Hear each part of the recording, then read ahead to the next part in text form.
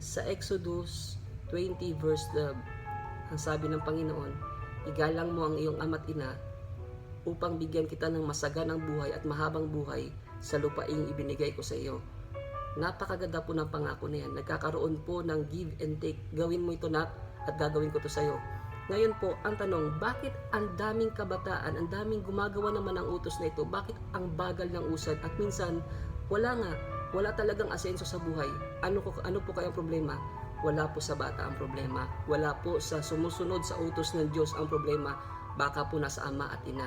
Yung mga magulang na walang tiwala sa anak nila, yung mga magulang na nagtatanim ng sama ng loob sa anak nila, yung mga magulang na pinapabayaan ng anak nila, kahit anong honor po ng anak nyo sa inyo, ang anak nyo po ay talagang mabagal ang pag-usad ng buhay.